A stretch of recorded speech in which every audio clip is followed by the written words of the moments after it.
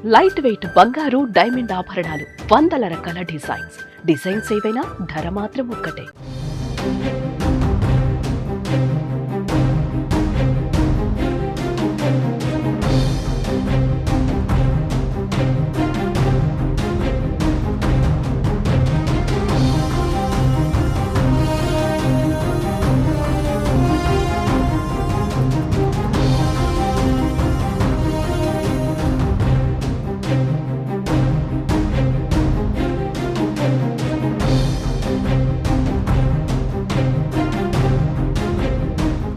చాప కింద నీరులా వేగంగా వ్యాపిస్తుంది చైనా వైరస్.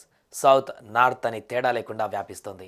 దేశాన్ని మరోసారి అతలాకుతలం చేస్తుంది చైనా వైరస్.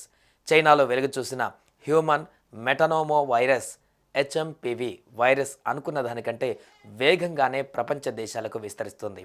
ప్రపంచ దేశాలతో పాటు భారత్లోనూ కరోనా కంటే స్పీడ్గా స్ప్రెడ్ అవుతుంది. ప్రభుత్వం ఎన్ని చర్యలు తీసుకున్నా, ఎంత అలర్ట్ చేసినా ఈ వైరస్ను అడ్డుకోలేకపోయారు. తొలి రోజే మొత్తం 3 కేసులు నమోదయ్యాయి.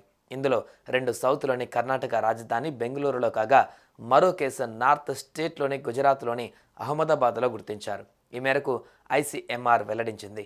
ఇప్పటికే బెంగళూరులో 3, 8 నెలల వయసు కలిగిన 2 చిన్నారులకు ఈ హెచ్ఎంపివి వైరస్ పాజిటివ్గా తేలగా, అహ్మదాబాద్లో 2 నెలల చిన్నారికి ఈ వైరస్ సోకినట్లు నిర్ధారించింది.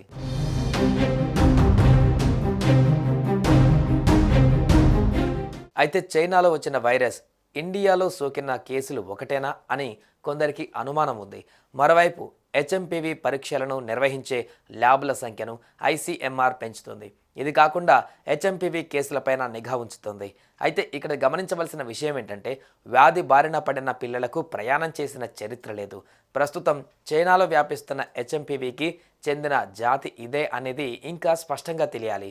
బెంగళూరులో 3, 8 నెలల వయసున్న 2 చిన్నారులలో హెచ్ఎంపివి వైరస్ పాజిటివ్గా తేలడం పైన కర్ణాటక ప్రభుత్వం అలర్ట్ అయ్యింది. దేశంలో 3 కేసులు బయటపడినట్లుగా ఐసీఎంఆర్ ధృవీకరించడం పైన కర్ణాటక సీఎం సిద్ధరామయ్య స్పందించారు. ఈ సందర్భంగా ఆయన మీడియా ప్రతినిధులతో మాట్లాడుతూ 2 చిన్నారులకు వైరస్ సోకిందని, ఈ విషయం తెలిసిన వెంటనే ఆరోగ్య శాఖ మంత్రి దినేష్ గుండూరావుతో మాట్లాడినట్టు ఆయన వెంటనే స్పందించి ఆరోగ్య శాఖ అధికారులతో సమావేశం నిర్వహించారని అన్నారు. ఆరోగ్య శాఖ అధికారులు ఎలాంటి నిర్ణయం తీసుకున్నా ప్రభుత్వం అమలు చేస్తుందని, ఈ వైరస్ వ్యాప్తిని కట్టడి చేసేందుకు ముందస్తు జాగ్రత్తలు తీసుకుంటామని అన్నారు.